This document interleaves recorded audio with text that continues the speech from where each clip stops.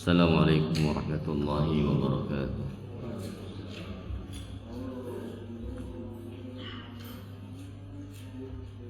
Alhamdulillahi rabbil alamin, wassalatu wassalamu ala nabiyyina Muhammadin wa ala alihi wa ashabihi wa man tabi'ahum bi ihsanin ila yaumiddin. Qala Allah tabaraka wa ta'ala, ya ayyuhalladzina amanu taqullaha haqqa tuqatih wa la tamutunna illa wa antum muslimun.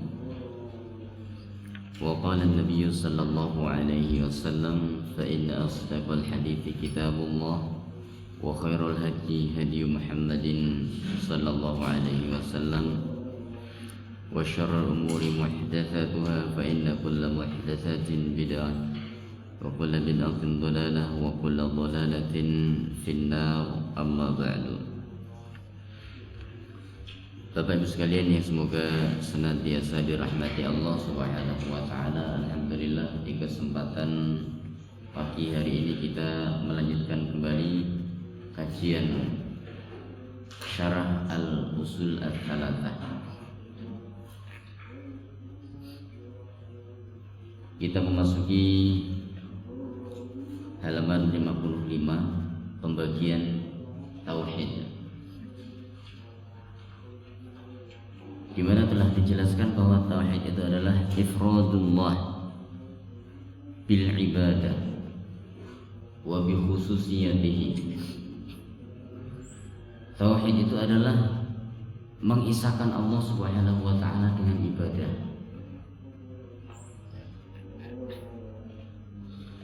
Seorang yang ahli tauhid maka dia adalah ahli ibadah.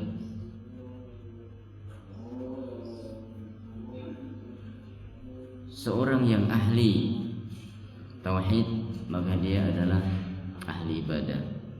Dan ibadahnya ahli tauhid itu tidak hanya sekadar sholat, puasa, zakat, haji, bukan hanya itu.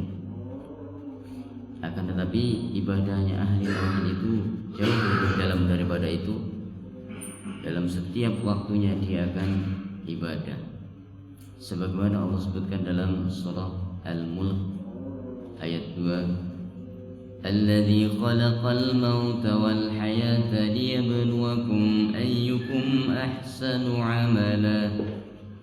Alladzi khalaqal mauta wal hayata, Allah Subhanahu wa taala yang menciptakan kehidupan dan menentukan kematian.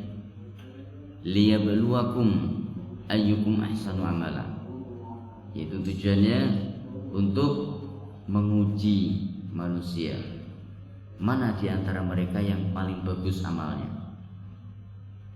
Yang dimaksudkan dengan paling bagus tersebut, sebagaimana perkataan para ulama ahli tafsir adalah idza kana khalisan lillah, ketika dia mengikuti mengikuti keikhlasan, melakukan ibadah itu dengan keikhlasan, kemudian wa mutaba'ati Rasulillah sallallahu alaihi wasallam, dan mengikuti contoh dari Rasulullah sallallahu alaihi wasallam. Itulah amal yang paling baik, dan itu dilakukan oleh para ahli tauhid. Tauhid itu ada 3 bagian atau 3 macam. Yang pertama tauhid rububiyah, tauhid rububiyah itu sebagaimana definisi bahwasanya rububiyah itu berasal dari kata robba ya rubbu, yang artinya adalah memelihara, menciptakan, memelihara.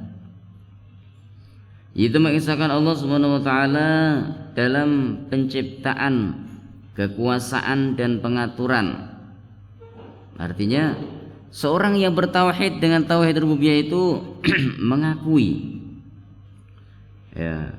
keesaan Allah Subhanahu wa taala, mengagungkan Allah karena Allah adalah zat yang menciptakan. Mengakui bahwa Allah adalah menciptakan semua apa yang ada di langit dan di bumi dan seluruhnya. Yang kedua kekuasaan, mengakui bahwa Allah yang menguasai semua itu. Ya. Kemudian yang ketiga, mengakui bahwa Allah yang mengatur semua peredaran ya planet-planet, ya, pergantian siang dan malam, panas dan dingin, ya, hujan dan cerah dan seterusnya. Ini semua yang mengatur Allah Subhanahu wa taala. Bapak Ibu sekalian, dan itu semua diakui oleh orang-orang kafir Quraisy. Jadi orang-orang kafir Quraisy itu mereka ketika berdoa kepada Allah, Pak. Ketika berdoa kepada Allah. Namun, loh, kok dikatakan mereka itu kafir Quraisy, musyrik? Bagaimana ceritanya? Ya. Karena mereka mencampurkan peribadatan kepada Allah dan peribadatan kepada selain Allah. Jangan dikira orang-orang kafir Quraisy itu mereka enggak mengenal Allah, Pak. Mengenal Allah, Pak, mereka, Pak. Ya. Bahkan mereka berbicara bahasa Arab dengan fasih, Pak. Fasihan mereka daripada kita. Ya. Bahkan sebagian mereka lafaz-lafaz ayat Al-Qur'an, lafaz-lafaz hadis itu dihafal gitu, Pak. Ya. Buktinya salah satu muadzin Nabi sallallahu alaihi wasallam yang bernama Abu Mahdzurah. Ya. Dia masuk Islam kira-kira usia sekitar 16 tahunan. Masih belia. Dengan suara yang bagus dia mengejek adzannya sahabat Bilal radhiyallahu taala anhu. Diejek, Pak. Ditiruin adzannya itu. Suaranya bagus, artinya seolah-olah mengejek bahwa suara saya lebih bagus daripada suara kamu. Nah, itu yang dilakukan oleh Abu Mahdzurah pada waktu itu. Ketika dia azan ya dengan suara yang sangat merdu, maksudnya ingin nyaingin Bilal, maka Nabi sallallahu alaihi wasallam mendatanginya. Wahai anak muda, ya, dieluslah punggungnya. Kemudian Nabi mengatakan, wahai anak muda, ya, semoga Allah memberikan petunjuk ke dalam hatimu. Nah, ini ya doa Nabi sallallahu alaihi wasallam. Ketika didoakan Nabi, maka Abu Mahdzurah pun mengatakan, di dalam Sahih Bukhari diceritakan bahwa sejak saya dipegang Nabi sallallahu alaihi wasallam seraya didoakan, saat itulah seolah-olah ya keimanan, kekuatan keimanan itu mengalir dari tangan beliau ya dan merasuk ke dalam tubuh saya, sehingga saya tidak sanggup untuk menolak kekuatan keimanan tersebut. Saya pun masuk Islam. Masya Allah. Nah ini, Pak, salah satunya adalah supaya orang lain menjadi baik, kita menjadi baik, doa ya, ini Abu Mahdzurah didoakan Nabi sallallahu alaihi wasallam. Kembali bahwa mereka semua itu mengenal Allah Subhanahu wa taala. Ya. Hanya saja mereka mencampurkan ibadah ya kepada Allah dengan ibadah kepada selain Allah Subhanahu wa taala. Dalil yang lain di dalam surat Al-An'am, Allah berfirman, وَجَعَلُوا لِلَّهِ مِمَّا ذَرَأَ مِنَ الْحَرْثِ وَالْأَنْعَامِ نَصِيبًا فَقَالُوا هَذَا لِلَّهِ بِزَعْمِهِمْ وَهَذَا لِشُرَكَائِنَا فَمَا كَانَ لِشُرَكَائِهِمْ فَلَا يَصِلُ إِلَى اللَّهِ وَمَا كَانَ لِلَّهِ فَهُوَ يَصِلُ إِلَى شُرَكَائِهِمْ سَاءَ مَا يَحْكُمُونَ. Nah, jadi apa? Waja'alu, ini bukti bahwa mereka itu adalah orang yang mengakui kekuasaan Allah. Waja'alu lillahi mimma mazalu aminal harth wal an'am. Ketika mereka motong kambing, motong sapi, motong unta, Pak, maka mereka bagi dua dagingnya. Ini untuk Allah, ini untuk sekutu-sekutunya. Nah, ini, Pak. Jadi mereka mengenal Allah. Cuman ketika beribadah kepada Allah mencampurkan dengan kesyirikan. Jadi apa? Tauhid rububiyah adalah pengakuan yang siapapun akan bisa memilikinya, bahkan orang yang kafir pun akan bisa memiliki rububiyah ini. Dalilnya Az-Zumar ayat 62 halaman 55. Allahu khaliqu kulli syai'. Ya, Allah yang menciptakan segala sesuatu. Jadi segala sesuatu itu diciptakan oleh Allah Subhanahu wa taala. Ya, tidak ada satupun yang ada dengan sendirinya, Pak, tanpa ya diciptakan Allah, tidak ada. Semuanya adalah dengan ciptaan Allah Subhanahu wa taala. Sebagaimana yang kita kenal ayat yang masyhur, innama amruhu idza arada syai'an an yaqula lahu kun fayakun. Sesungguhnya perkara Allah Subhanahu wa taala, jika Allah menghendaki sesuatu gampang, kun, cukup berfirman, jadilah, fayakun, maka jadilah apa yang Allah kehendaki tersebut. Gampang sekali, Pak. Maka kita ini mencari kunnya Allah Subhanahu wa taala supaya ketika kita berusaha, ketika kita berdoa supaya Allah berfirman kun, jadilah, maka akan jadi. Bagaimana seperti itu? Ya doa. Konsepnya doa. Ya, sebagaimana di dalam hadis riwayat At-Tirmidzi, Nabi sallallahu alaihi wasallam sebutkan, "Ma yughayyiru al-qadara illa du'a," atau kama qala Nabi sallallahu alaihi wasallam. Seandainya ada sesuatu yang bisa merubah takdir, maka itu adalah doa. Ini kata siapa? Kata Nabi sallallahu alaihi wasallam. Maka di situ ya, Allah menciptakan semua ya yang dianggap manusia enggak bermanfaat diciptakan, namun ada banyak pelajaran di sana. Nah, ini perlunya kita bertauhid, mengakui bahwa semua itu ciptaan Allah Subhanahu wa taala. Dalil kedua di dalam surah Fatir ayat 3. Hal min khaliqin ghairullah yarzuqukum minas samai wal ardh. Adakah pencipta selain Allah yang dapat memberikan rezeki kepada kalian dari langit dan bumi? Ayat ini faedahnya banyak sekali. Di antaranya saja, hal min khaliqin ghairullah, Allah menetapkan tidak ada pencipta selain Allah Subhanahu wa taala. Allah menetapkan bahwasanya semua yang ada ini adalah ya terjadi karena izin Allah Subhanahu wa taala, terjadi karena diciptakan oleh Allah Subhanahu wa taala. Nah, ini pertama. Yang kedua, yarzuqukum. Ya. Allah menjelaskan salah satu perbuatan-perbuatan Allah Subhanahu wa taala. Allah itu punya perbuatan, Pak. Dalilnya ya ini. Yang lain dalam surah Ar-Rahman. Ya. Kullu yaumin huwa fi sya'n. Setiap hari Allah itu penuh dengan kesibukan. Ya. Bagaimana enggak sibuk, Pak? Ngatur bagaimana matahari itu berjalan, bagaimana siang berganti menjadi malam, malam berganti menjadi siang, bagaimana orang yang ajalnya datang kemudian ditakdirkan oleh Allah Subhanahu wa taala. Ya. Allah itu penuh dengan kesibukan.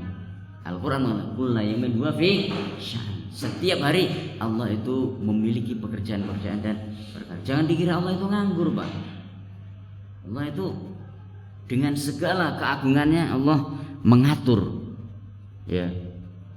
Allah mengatur semua apa yang ada di langit dan di bumi. Kehidupan alam malakut yang disebut dengan alam malaikat itu jauh lebih besar daripada alam yang kita lihat sekarang. Ya, ada sebuah pintu besar di dalam Baitul Ma'mur. Ya, Baitul Ma'mur itu Ka'bah, tapi di langit sana, Pak. Malaikat masuk ke dalamnya. Di dalam Sahih Bukhari disebutkan setiap hari ada lebih dari atau kurang lebih 500.000 malaikat yang masuk ke dalamnya. Itu setiap hari, Pak. Apa yang terjadi?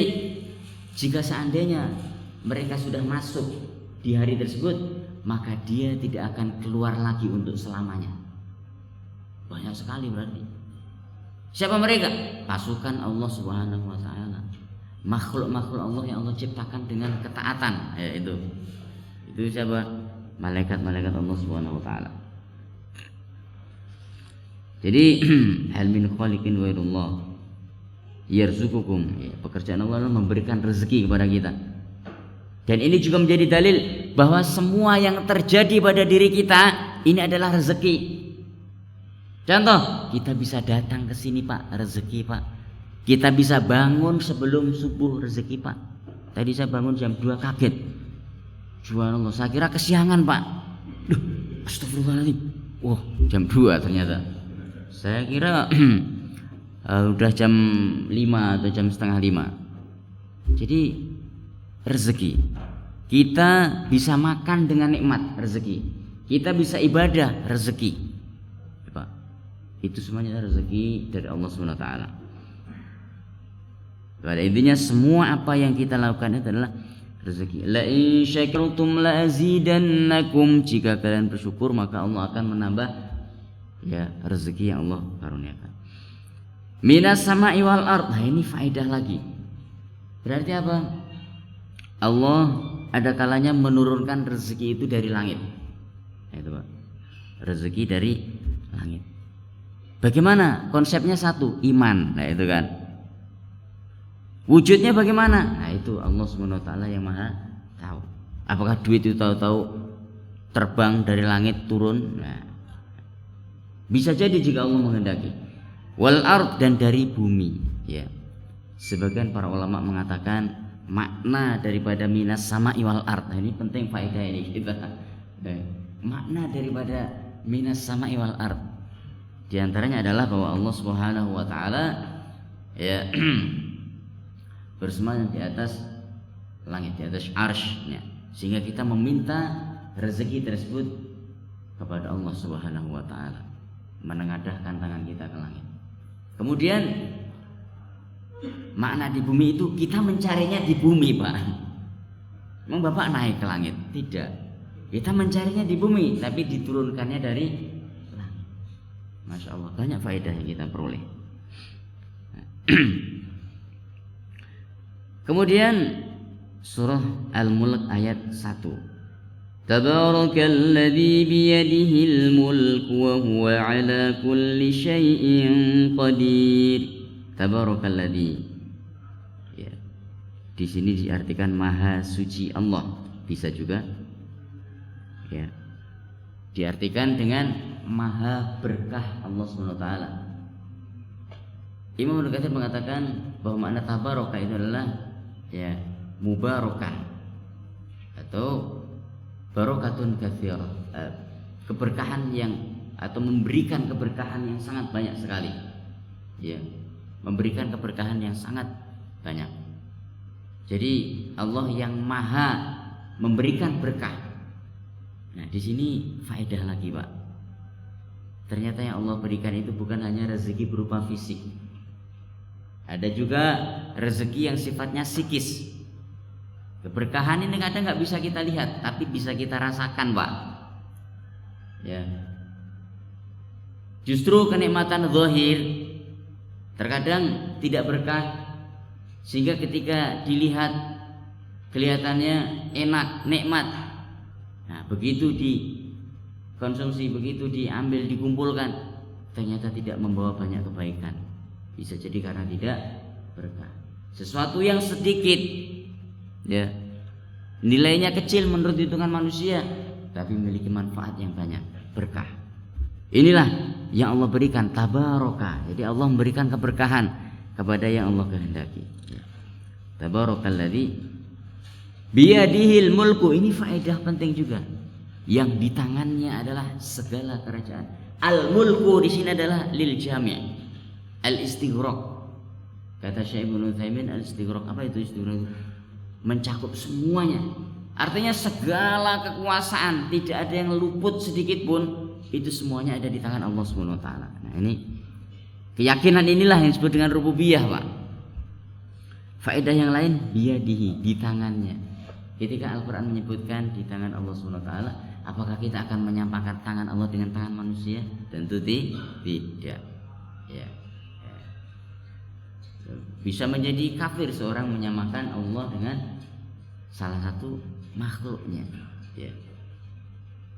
Ini menunjukkan faedah yang lain itu Allah memiliki sifat yad.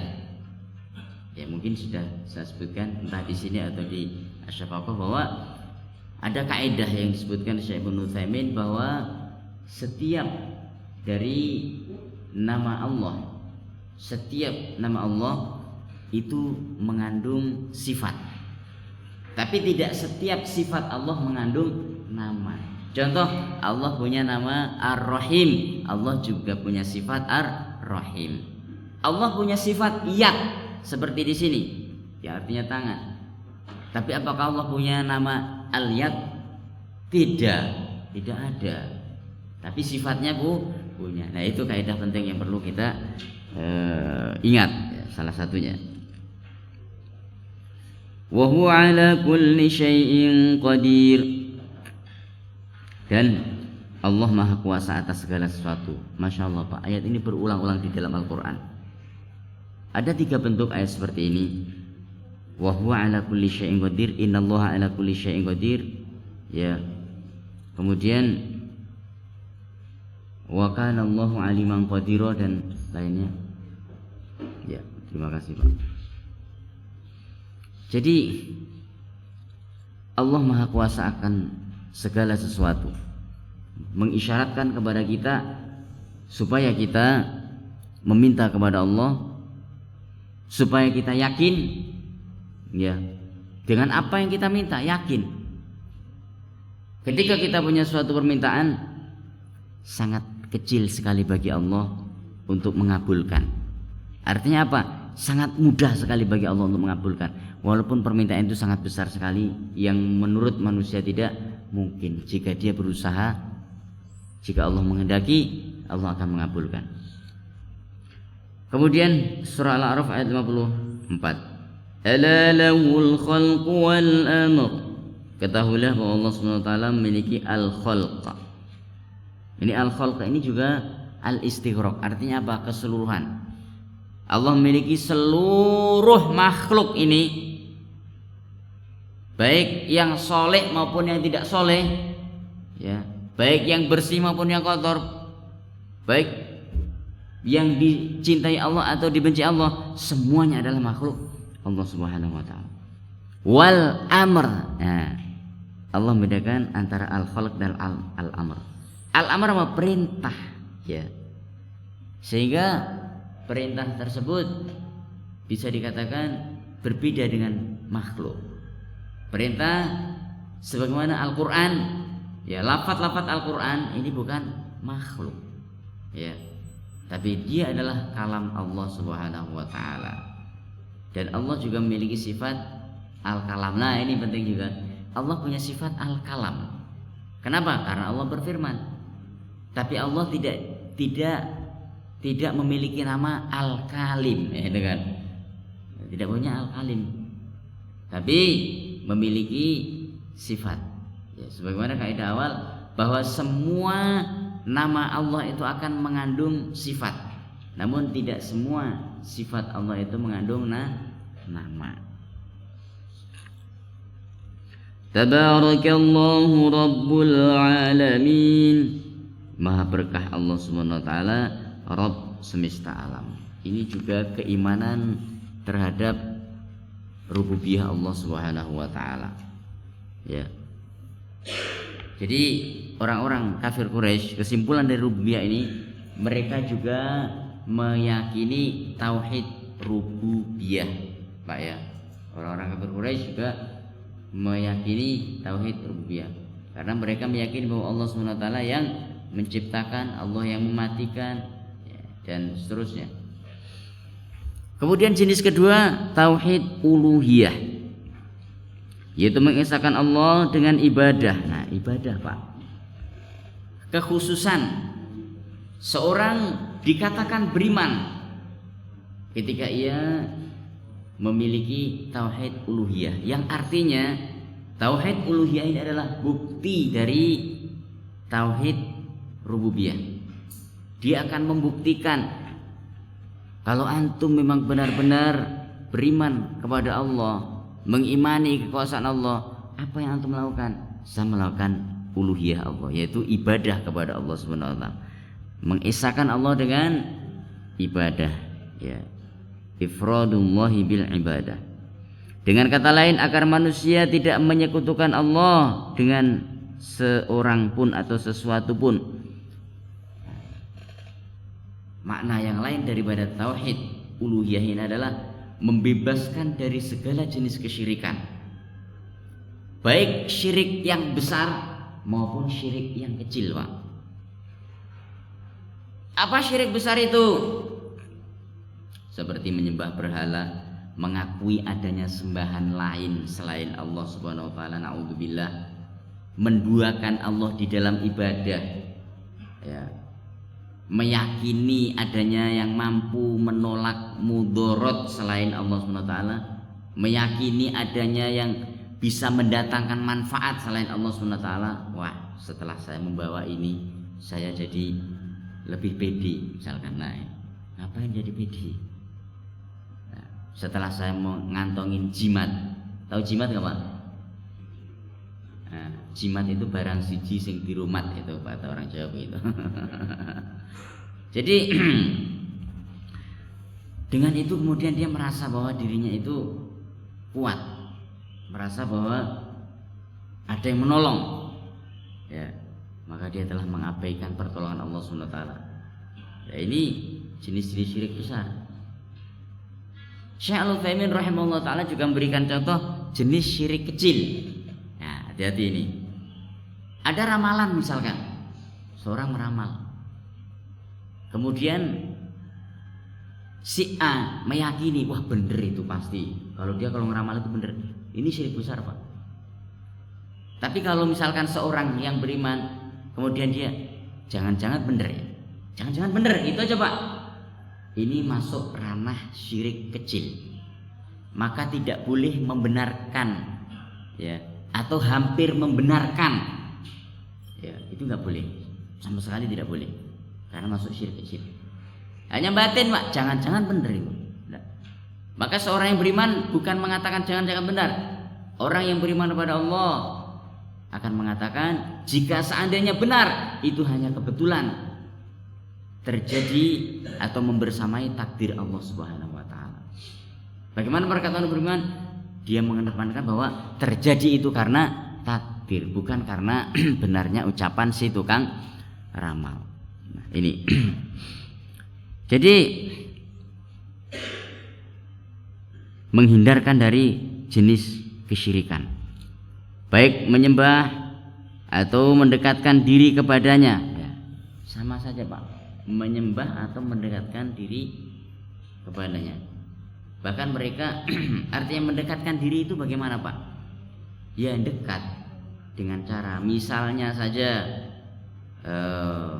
kalau dia beribadah inginnya di sampingnya ada gambar Syekh Fulan misalkan, ada Kiai Fulan yang sudah meninggal, ada gambarnya itu, maka ini tidak diperbolehkan. Hal itu akan menjadi rusaknya tauhid, karena hal itu terjadi kepada umatnya Nabi Nuh alaihi salatu wassalam. Sebagaimana ia menyembah dan mendekatkan diri kepada Allah, ya, tidak boleh, ya, dia mendekat. Padahal mereka mengatakan ma na'buduhum illa liyuqarribuna ilallahi zulfa.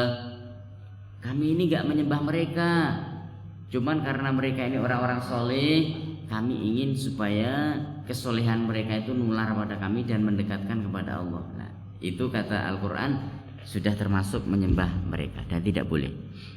Jadi inilah tauhid uluhiyah, di mana kita memurnikan ibadah hanya karena Allah SWT, sehingga bisa dikatakan dan disimpulkan bahwa tauhid uluhiyah adalah keikhlasan yang paling dalam beribadah kepada Allah dengan segala sisinya. Baik itu ibadah secara mahdhah. Apa itu, Pak? Ibadah mahdhah adalah ibadah yang ditentukan caranya. Contoh, sholat spesifik, subuh 2 rakaat, zuhur 4 rakaat, asar 4 rakaat, maghrib 3 rakaat, spesifik. Tidak boleh dikurang, kalau ditambah. Yang 4 boleh dikurang dengan sebab safar misalkan, ya. Jadi ibadah mahdhah itu disebutkan, atau ibadah ghairu mahdhah, ya. Ibadah ghairu mahdhah artinya apa? Ibadah yang tata caranya tidak diatur. Maka di dalam konsep ya bertauhid di dalam surah Al-A'raf ayat 205 itu adalah konsep ibadah ghairu mahdhah. Ya. واذكر ربك في نفسك تضرعا وخيفة ودون الجهر من القول بالغدو والآصال ولا تكن من الغافلين واذكر ربك في نفسك ya berzikirlah kepada Allah fi nafsika dengan jiwamu. Kalau kita terjemahkan tekstual, kata Imam Ibnu Katsir maksud daripada berzikir Allah dalam jiwamu artinya apa? Zikir. Beliau membagi jenis zikir itu 3 macam. Zikir yang paling bagus adalah terus-terusan ingat kepada Allah dengan hatinya. Ya, sehingga walaupun mulutnya enggak kemat-kamit dia masih ingat kepada Allah.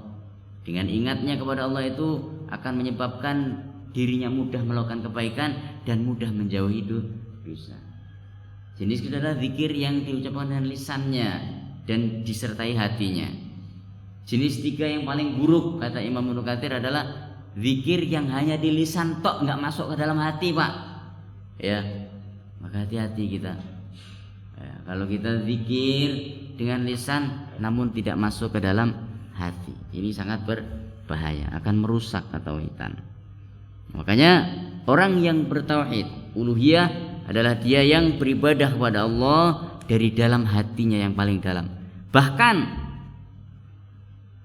apapun yang mereka lakukan akan bernilai ibadah. Duduk pun, makan pun, minum pun ibadah. Ya. Yang ketiga tauhid asma was sifat. Yaitu mengesahkan Allah SWT sesuai dengan nama dan sifat yang ia sandangkan sendiri kepada dirinya dalam kitabnya atau melalui lisan Rasulnya Muhammad sallallahu alaihi wasallam. Ya. Jadi mengesahkan Allah dengan nama dan sifat Allah Subhanahu wa taala. Ya. Kenapa nama dan sifat? Kok enggak sifat saja, kok enggak nama saja? Sudah disebutkan bahwa kaidah yang baku setiap nama Allah itu mengandung sifat, tapi tidak semua sifat Allah mengandung nama. Contoh seperti yang tadi Al-Aziz, Al-Hakim, Allah punya nama itu nama-nama Allah Subhanahu wa taala. Ya. Kemudian Allah punya sifat istiwa, punya sifat al-yad. Ya. Tapi itu punya sifat al-qadam. Nah, ini kan. Tapi tidak dikatakan bahwa Allah itu memiliki nama-nama dengan sifat tersebut. Jadi itu para jamaah sekalian. Mengesahkan Allah dengan nama dan sifat Allah. Artinya apa? Ketika disebutkan di dalam Al-Quran salah satu sifat Allah, kita esahkan. Kita meyakini bahwa Allah punya sifat tersebut. Ketika kita mendapati adanya sifat Allah, kalau tadi nama, di mana nama itu mengandung sifat, dan ketika kita mendapati sifat Allah saja, misalkan al-istiwa, al-yad, maka kita meyakini sifat-sifat tersebut tanpa menyerupakan dengan satu pun dari makhluknya. Karena apa? Karena Allah tidak serupa. Dalilnya mana? Bapak sudah hafal. Walam yakul lahu kufuwan ahad. Tidak ada satu pun yang sama atau setara dengan Allah Subhanahu wa taala. Itu, Pak. Tidak ada satu pun. Itu dalil yang gampang. Dalil yang agak susah dikit diucapkan di dalam surah Asy-Syura. Laisa kamitslihi syai'un wa huwas samiul basir. Ada yang sudah hafal, ada yang belum kan. Tapi kalau walam yakul lahu kufuwan ahad tadi kan sudah hafal, Pak ya. Ya, gampang. Kalaupun belum hafal, dihafalin gampang. Kalau susah ngapalnya itu ya kebangetan, Pak. Kalau susah, Pak. Walam yakul lahu kufuwan ahad. Ya. Jadi kita meyakini ya, bahwa Allah memiliki nama-nama dan sifat. Dan kita bisa berdoa dengan nama-nama tersebut. Dalilnya dalam surah Al-A'raf. Ya, Allah sebutkan ya Walillahil asmaul husna fad'uuhu biha, dan Allah memiliki asmaul husna, maka berdoalah kalian dengan menyebut asmaul husna tersebut. Boleh Pak. Ya Rahman, Ya Rahim, wahai Zat yang Maha Pengasih Penyayang, sayangilah saya, rahmatilah saya ya Allah. Ya Razzaq, Zat, wahai Zat yang Maha memberikan rezeki, bukakanlah pintu rezeki saya ya Allah, mudahkanlah rezeki saya ya Allah. Nah ini apakah boleh? Boleh. Itu nama Allah. Sebagaimana yang dicontohkan Nabi sallallahu alaihi wasallam di dalam hadis Muslim, ketika Nabi sallallahu alaihi wasallam berdoa, Ya Rahman, Ya Rahim, Ya Rahman, Ya Rahim. Apa maksudnya? Berdoa kepada Allah. Orang-orang kafir Quraisy, nah mereka ketika mendengar Nabi mengucapkan doa itu apa katanya? Nah sekarang Muhammad punya sembahan, punya Tuhan baru lagi, namanya si Rahman itu. Padahal yang dimaksudkan Ya Rahman itu adalah memanggil atau menyeru kepada Allah Subhanahu wa taala. Nah itu. Jadi meyakini sifat-sifat Allah, baik yang disebutkan di dalam Al-Qur'an maupun yang disebutkan dalam hadis Nabi sallallahu alaihi wasallam, yaitu dengan menetapkan apa yang ditetapkan Allah dan menafikan apa yang dinafikan. Ya. Jadi menetapkan apa yang ditetapkan Allah, Pak. Allah menetapkan bahwa Allah punya sifat al-yad misalkan, kita tetapkan. Tidak boleh dihilangkan. Allah punya sifat al-istiwa, kita tetapkan. Allah punya istiwa. Bagaimana ayat Allah, bagaimana sifat istiwa Allah, itu Allah yang Maha tahu. Ya. Bahkan menanyakan itu suatu kebodohan, ya.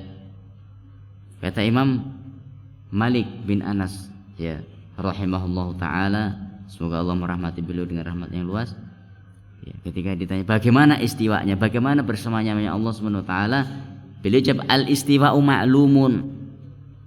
Istiwa itu sudah jelas, istiwanya Allah itu sudah jelas diketahui. Maknanya apa Pak? Maknanya sudah jelas diketahui itu.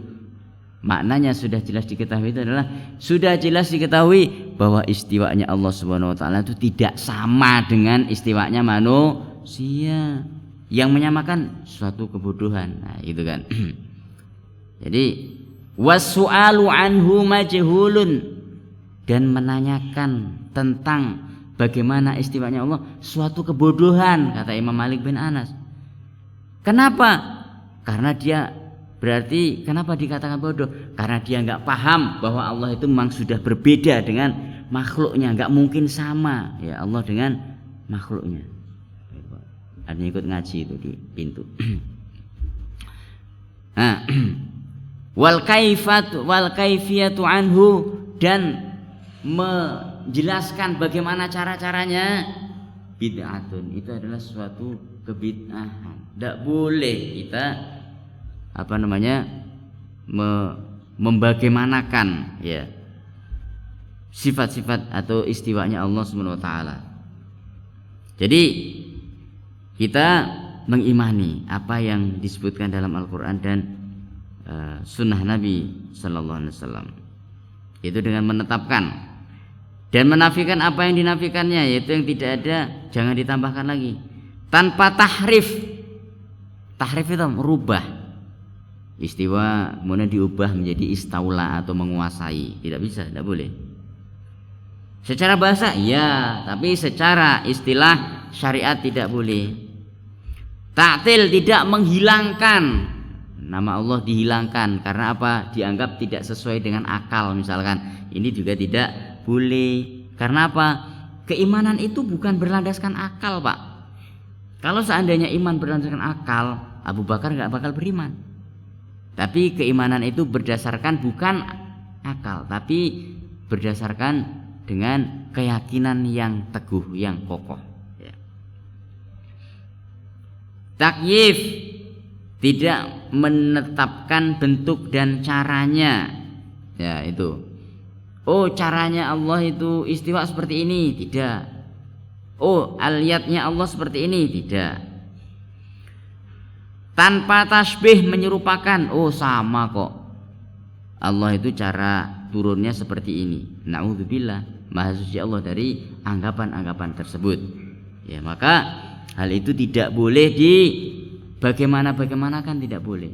Cukup dengan beriman. Kenapa? Karena Allah Maha Kuasa. Dengan menanyakannya berarti dia tidak meyakini kekuasaan Allah Subhanahu wa taala. Dengan merubahnya berarti dia tidak meyakini kekuasaan Allah Subhanahu wa taala. Dan yang dimaksud oleh penulis di sini adalah tauhid uluhiyah yang di dalamnya orang-orang musyrik banyak tersesat. Jadi tauhid asma wa sifat dan tauhid uluhiyah itu banyak yang menyimpang dari kalangan manusia, dan itulah yang terjadi pada kaum kafir Quraisy, Pak. Menyimpang ya terhadap tauhid uluhiyah dan asma wa sifat. Nabi sallallahu alaihi wasallam memerangi mereka dan menghalalkan darah, harta, tanah dan kampung halaman mereka. Ya. Jadi dihalalkan, Pak, mereka itu untuk diperangi. Tapi tunggu dulu. Oh, itu di wilayah itu orangnya kafir semua ini. Cuk, kita serang aja besok. Nah, tidak bisa seperti itu. Harus ada prosedur. Ya. Islam tidak main hakim sendiri, ya. Jadi ada prosedurnya. Apa prosedurnya? Dengan perintah dari ulil amri. Ulil amri nggak perintah, tidak ada perintah, ya sudah tidak dilaksanakan. Jadi seperti itu. Kemudian menawan istri-istri dan anak-anak karena kesesatan mereka dalam tauhid ini. Anak-anak, nah ini Pak, faedah yang harus kita ketahui di dalam peperangan. Nabi sallallahu alaihi wasallam selalu berpesan, ya, tinggalkanlah para wanita, anak-anak dan orang-orang yang lanjut usia. Artinya apa? Jangan mereka diserang, jangan, biarkan saja mereka. Kecuali jika mereka melakukan perlawanan, tawan mereka. Nah, jadi tawan, bukan ketika melakukan perlawanan disiksa, Pak, bukan. Islam itu luar biasa, Pak. Islam luar biasa. Memang perlu. Sekarang kan sifat, ya, ada sifat sholat Nabi, ada sifat puasa Nabi, ada sifat wudhu Nabi. Ya, yang dulu pernah saya bahas adalah sifat ru'yah Nabi Sallallahu Alaihi Wasallam. Nah, ini sifat ru'yahnya Nabi gimana? Nah, itu. Nah, satu lagi yang penting, sifat perangnya Nabi Sallallahu Alaihi Wasallam seperti apa? Nah, itu Pak. Beliau dengan ketelitian menghindari segala macam kerusakan. Inilah perangnya Islam. Sehingga beliau mengatakan aslim taslam. Istilah yang masyhur di dalam surat-surat Nabi Sallallahu Alaihi Wasallam kepada para raja. Aslim taslam.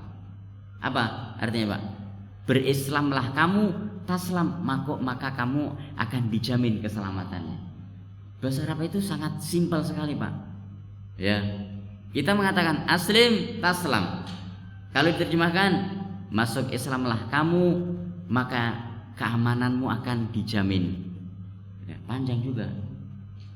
Ini yang dimaksudkan dengan sifat atau salah satu sifat perang Nabi Sallallahu Alaihi Wasallam.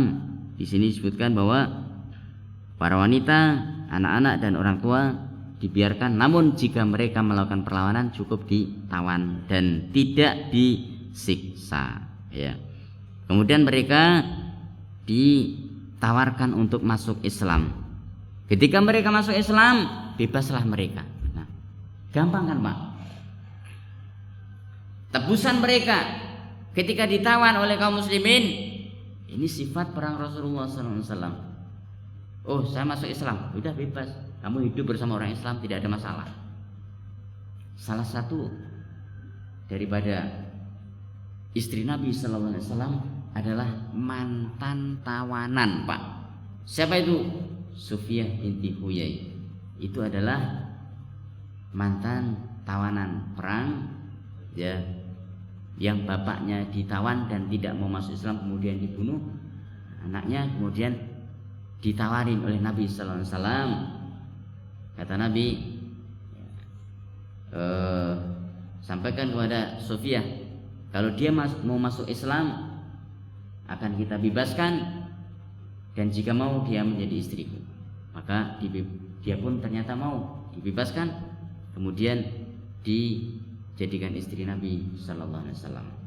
Salah satu istri Nabi yang paling cantik, yang menjadi bahan kecemburuan ibunda Aisyah radhiyallahu taala anha. Ini Pak. Jadi sifat perang Rasulullah SAW masuk ke dalam ketauhidan di sini. Allah Subhanahu wa taala berfirman, "Wa laqad ba'atsna fi kulli ummatin rasulan an i'budullaha wajtanibut taghut." Ini perintah untuk mengesahkan Allah Subhanahu wa taala dengan mentauhidkannya. Dan tauhid di sini mencakup 3 hal, yaitu tauhid rububiyah, uluhiyah, dan asma wa sifat. Sungguh telah kami utus pada setiap rasul, pada setiap umat dengan seorang rasul. Apa perintahnya? Ani ibudullah, supaya mereka beribadah kepada Allah. Nah ini Pak. Jadi agama para nabi itu sama, satu, yaitu agama tauhid.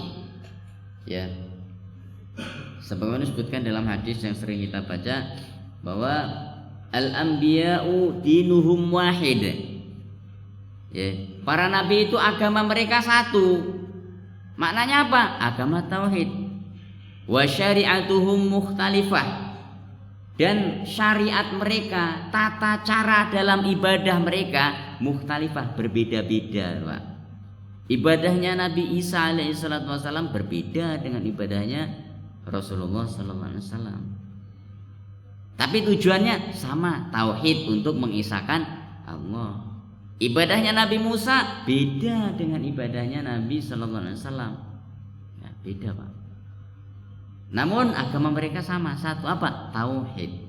Tujuannya tauhid, yaitu untuk mengibadahi Allah Subhanahu wa taala.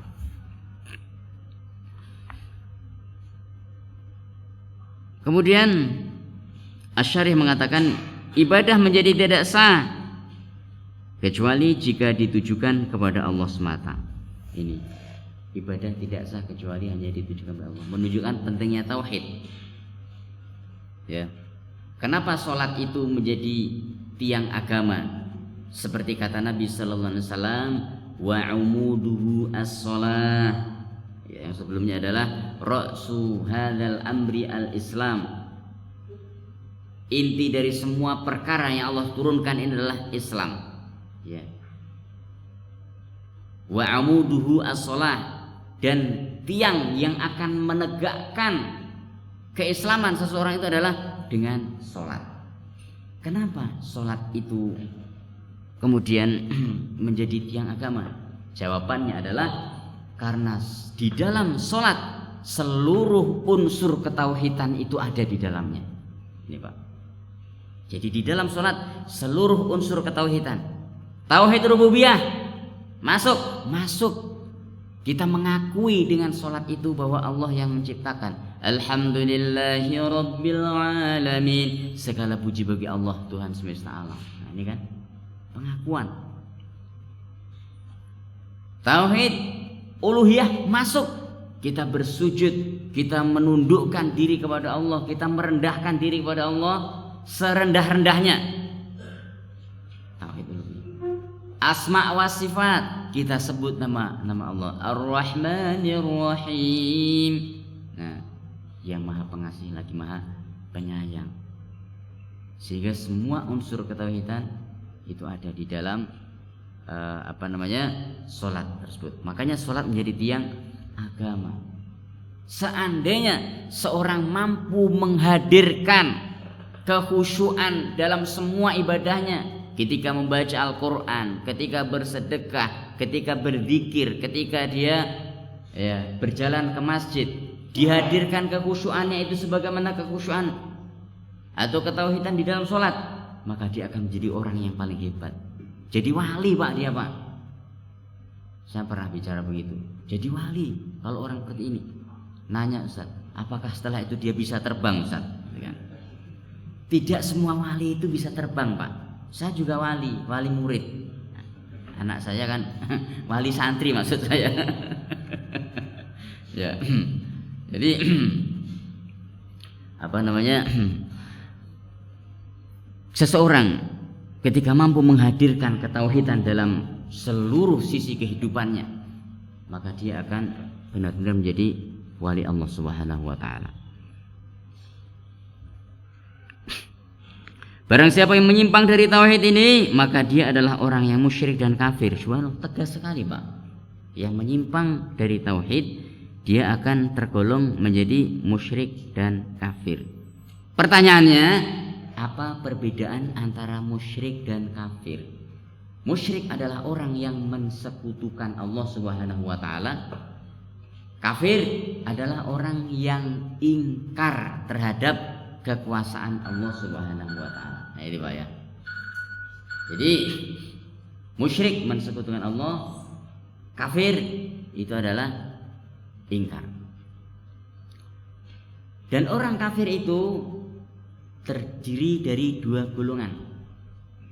Satu golongan dari orang-orang musyrik sendiri, yang kedua golongan ahli kitab. Dalilnya mana? Bapak sudah apa? Lam yakunil ladzina kafaru min ahlil kitab wal musyrikin. Tidaklah orang-orang kafir dari golongan ahli kitab dan golongan orang-orang musyrik. Nah, berarti orang kafir itu terdiri dari berapa golongan? Dua kelasnya. Ada dua kelas, yaitu kelas apa namanya? Kelas musyrik dan kelas ahli kitab. Dua-duanya jelek, Pak. Tidak ada yang dipilih. Jadi kenapa? Karena membangkang. Ya, seandainya mereka kemudian ya mentaati, ya meninggalkan kesyirikan-kemusyrikannya, akan menjadi baik. Meskipun mengakui tauhid rububiyah dan asma wa sifat, walaupun dia mengakui tauhid rububiyah, oh Allah yang menguasai, oh Allah memiliki nama ini, nama ini, nama ini, dia berdoa dengan nama itu, namun dalam tauhid uluhiyah dia menyekutukan Allah, maka dia akan jadi rusak ketauhidannya. Kemudian disebutkan, andai kata ada seorang yang bersaksi secara sempurna terhadap tauhid rububiyah, asma wa sifat, tetapi ia pergi ke kuburan dan menyembah orang yang di dalam kubur atau bernadar mempersembahkan sesajian untuknya sebagai bentuk mendekatkan diri kepadanya, maka sesungguhnya ia adalah musyrik dan kafir serta kekal di dalam neraka. Kenapa? Karena dia telah mensekutukan Allah Subhanahu wa taala. Ustaz nanya, gimana kalau ziarah kubur? Ziarah kubur itu sunnah hukumnya. Asal jadi ziarah kubur itu, Pak, ada sekarang menjadi sunnah. Dulu makruh. Kenapa? Dalilnya mana? Ada sebuah hadis Nabi sallallahu alaihi wasallam mengatakan, kuntu nahaitukum an ziyaratil kubur. Dulu saya melarang kalian untuk ziarah kubur, ya kan? Fazuruha, sekarang silahkan kalau kalian mau berkunjung. Dalam riwayat yang lain, fa innaha tudzakirukum 'anil akhirah. Atau kama qala Nabi sallallahu alaihi wasallam, karena dengan ziarah kubur itu akan mengingatkan kalian terhadap akhirat. Nah, jadi kalau tujuan kita, Pak, sahabat Utsman radhiyallahu taala anhu itu setiap kali merasakan, sahabat Utsman, Pak, setiap hari ya ngatamin Quran 2 kali. Setiap hari, Pak. Mimpin negara ngatamin Quran 2 kali, Pak. Subhanallah.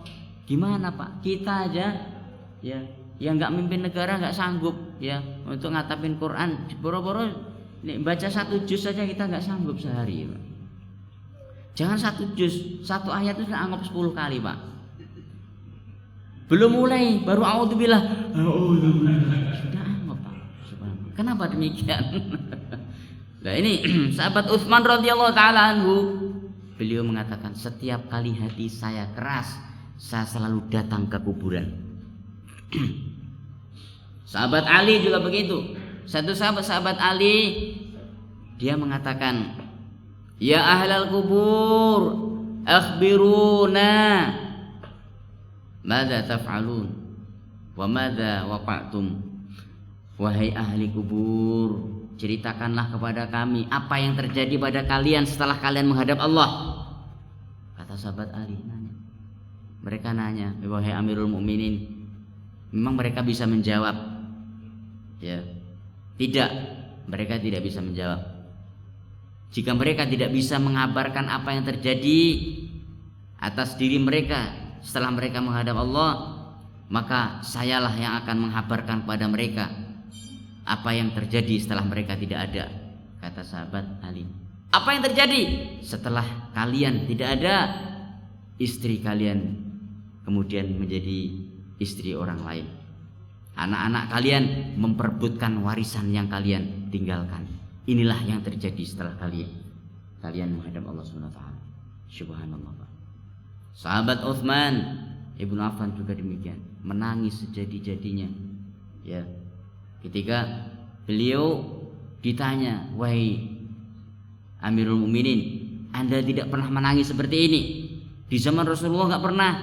Tapi kenapa sekarang Rasulullah sudah tidak ada, Anda datang ke kubur menangis sejadi-jadinya seperti ini?" Maka sahabat Utsman pun mengatakan, "Inna hadzal qabra, sesungguhnya kuburan ini awwalu manazilil akhirah, persinggahan pertama kita saat kita hendak menuju akhirat." Kata sahabat Utsman, "Faman naja fihi, siapa yang selamat di dalamnya, fama ba'dahu aisar, maka sesudah ini nanti di akhirat dia akan ringan. Waman lam yanju fihi, siapa yang tidak selamat di dalamnya, fama ba'dahu asyaq, maka siksaan setelah ini yaitu siksaan akhirat jauh lebih berat lagi. Bagaimana saya sanggup untuk menahan air mata saya?" Kata sahabat Utsman yang menghatamkan Quran setiap hari 2 kali, Pak. Subhanallah. Itu ya. Jadi ziarah kubur jika tujuannya adalah untuk mendoakan ahli kubur, bukan untuk berdoa padanya. Jika tujuannya adalah untuk mengingatkan diri kepada akhirat, ya, bukan senang-senang di sana. Oh, kita mau wisata religi ini, kita makan-makan di sana, kan? Cekikak-cekiki misalkan. Nah, ini tidak boleh, ya. Itu juga sudah pernah sering dilakukan. Yang banyak di Perumpung sana, Pak, setiap saya lewat di pinggir kuburan Cina itu kan, cekikak-cekiki itu kan, enggak siang enggak malam itu kan. Nah, jadi ini Allah SWT berfirman dalam surah Al-Maidah ayat 72, "Innahu may yusyrik billah, sesungguhnya yang melakukan syirikan kepada Allah, faqad harramallahu alaihil jannah, maka sungguh Allah akan haramkan baginya masuk surga. Wa ma'wahun nar, dan tempat kembalinya itu adalah neraka. Wa malidh zalimina min ansar, dan orang-orang zalim itu tidak ada penolong satupun." Nah, ini penting, beberapa faedah penting dalam ayat ini kita bahas sedikit ya. Innahu may yusyrik billah faqad harramallahu alaihil jannah. Orang yang syirik Allah haramkan baginya surga. Padahal surga itu pintunya, Pak, ya. Gerbang surga itu antara dari Mekah sampai ke Syam. Subhanallah, Pak. Pintu gerbang surga, Pak. Gimana itu orang masuk? Dan padang mahsyar itu juga di Syam. Nah, itu, Pak. Hati-hati kita. Pada akhir zaman nanti akan digiring. Ya, akan digiring seseorang itu menuju Syam. Karena api mengejar manusia sehingga mereka pun kemudian tidak ada tempat lain lagi, terus berlari. Setelah api itu mengepung, semuanya ternyata berkumpul di Syam. Sisa-sisa manusia yang masih ada. Jadi pintu surga yang begitu luasnya ternyata diharamkan untuk dimasuki, ya. Menunjukkan bahwasanya syirik adalah dosa yang sangat besar sekali, ya, yang sangat besar sekali. Kemudian yang kedua, wa ma'wahun nar, Allah tetapkan bahwa dia tempat kembalinya adalah neraka, ya.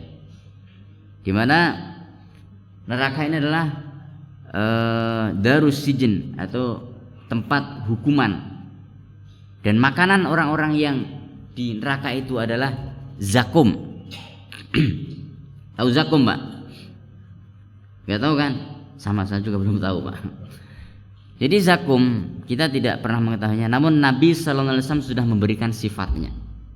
Dan itu menjadi makanan ahli neraka setiap hari, makanan mereka. Ya. Jadi bagaimana zakum itu? Kata Nabi sallallahu alaihi wasallam ketika mentafsirkan ayat ya ayyuhalladzina amanu taqullaha haqqa tuqatih. Ketika mentafsirkan ayat itu, Imam Ibnu Katsir membawakan hadis riwayat At-Tirmidzi yang bunyinya adalah kurang lebih seperti ini: lau qatratum minaz zakumi fi darid dunya lafasadatid dunya wa ma fiha. Seandainya setitik saja zakum itu ya Allah teteskan ya ke dunia ini, Pak. Allah teteskan aja. Zakum, makanan neraka itu diteteskan aja, ya setitik aja ke dunia. Kata Nabi sallallahu alaihi wasallam, maka akan hancur seluruh dunia ini dan isinya. Dan itu menjadi makanan pokoknya siapa? Ahli neraka. Na'udzubillah. Maka kita harus minta perlindungan kepada Allah jika disebutkan nama neraka dengan mengucapkan na'udzubillah. Wa ma lidh-dhalimin min ansor, dan bagi orang-orang zalim tidak ada penolong. Ini ada dua faedah penting dalam ujung ayat ini. Yang pertama, orang-orang musyrik itu disebut sebagai orang yang zalim, dan kezaliman yang paling besar adalah musyrik. Sebagaimana firman Allah, "Innasyirka lazulmun 'adzim." Dan salah satu ya faedah yang penting lagi di sini adalah wa ma lidh-dhalimin min ansor. Bagi orang-orang zalim tidak ada penolong. Artinya apa? Bagi orang-orang musyrik tidak ada penolong. Berarti apa? Kezaliman yang tingkatnya di bawah kemusyrikan, ya jika Allah menghendaki maka Allah akan menolongnya. Ini Pak. Kenapa? Karena konsep yang diyakini, prinsip yang diyakini oleh Ahlus Sunnah wal Jamaah bahwa ya sebesar apapun dosa seseorang, jika itu bukan berupa kesyirikan, kemusyrikan, maka Ahlus Sunnah mengatakan tahta masyiatillah. Artinya apa? Di bawah kehendak Allah. Jika Allah menghendaki Allah akan ampuni, jika Allah menghendaki Allah akan siksa sesuai dengan yang Allah kehendaki. Kemudian tauhid merupakan suatu yang paling agung yang diperintahkan Allah, karena ia adalah pondasi yang seluruh urusan agama berdiri di atasnya. Apakah tauhid ini perintah? Betul, tauhid perintah, Pak. Tauhid adalah perintah. Dalilnya di dalam surah An-Nahl ayat 36. وَلَقَدْ بَعَثْنَا فِي كُلِّ أُمَّةٍ رَسُولًا أَنِ اعْبُدُوا اللَّهَ وَاجْتَنِبُوا الطَّاغُوتَ. Sepakat para ulama ahli tafsir, yang dimaksudkan dengan sembahlah Allah semata itu adalah wahiduhu, tauhidkanlah Allah Subhanahu wa taala. Ini Pak. Jadi tauhid itu adalah perintah, bukan hanya istilah, bukan hanya teori, bukan hanya pelengkap, bahkan inti daripada agama ini adalah tauhid, ya. Kenapa? Karena sholat tidak akan diterima kecuali dengan tauhid, zakat tidak akan diterima kecuali dengan tauhid, puasa tidak diterima kecuali tauhidnya benar. Ya, makanya dalam rukun Islam disebutkan yang pertama kali adalah apa, Pak? Asyhadu alla ilaha illallah, asyhadu anna muhammadar rasulullah. Prinsip dasar. Itu tauhid. Perintah bertauhid. Gimana? Inti tauhid itu ada dua. Satu, mengisahkan Allah SWT. Yang kedua, menjadikan Nabi sallallahu alaihi wasallam sebagai satu-satunya panutan yang diikuti di dalam ibadah. Itu. Jadi seluruh perkara itu berdiri di atas tauhid. Karena itu Nabi sallallahu alaihi wasallam memulai dakwah kepada Allah dengan tauhid, serta beliau memerintahkan kepada setiap orang yang diutusnya agar memulai pula dengan tauhid. Nabi sallallahu alaihi wasallam diutus dengan tauhid, dan beliau mengutus utusan-utusannya juga dengan tauhid. Nah, ini Pak. Contoh ketika Nabi sallallahu alaihi wasallam mengutus sahabat Mu'ad ke Yaman. Ya Mu'ad, innaka sata'ti min ahlil kitab. Wahai Mu'ad, engkau akan mendatangi ahli kitab. Kemudian apa kata Nabi? Falyakun awwala ma tad'uhum ilaihim syahadatu an la ilaha illallah. Maka jadikanlah pertama kali yang kamu dakwahkan kepada mereka bahwa ya la ilaha illallah. Tidak ada ilah yang berhak diibadahi kecuali Allah Subhanahu wa taala. Para sahabat juga mengatakan, ya, karena Rasulullah sallallahu alaihi wasallam adalah Nabi sallallahu alaihi wasallam yu'allimuna al-iman, mengajarkan kepada kami keimanan yaitu ketauhidan, qabla an yu'allimana al-Qur'an, sebelum beliau mengajarkan Al-Qur'an kepada kami. Ya, maka inilah pentingnya kita berdakwah di atas tauhid para jemaah sekalian, karena semua ibadah kita ini akan dinilai dari nilai ketauhidan kita. Kesimpulan, sebuah hadis tentang sahabat Nabi sallallahu alaihi wasallam bahwa para sahabat Nabi itu ketika mereka berinfak, ya, satu genggam saja itu bisa mengalahkan infak orang-orang yang selain sahabat walaupun segunung emas. Kok bisa? Jawabannya adalah karena nilai ketauhidan para sahabat berbeda dengan nilai ketauhidan orang-orang yang selain sahabat, dan menunjukkan bahwa amal akan terlihat tampak besar nilainya ketika seorang itu bertauhid kepada Allah Subhanahu wa taala. Wallahu a'lam bishawab.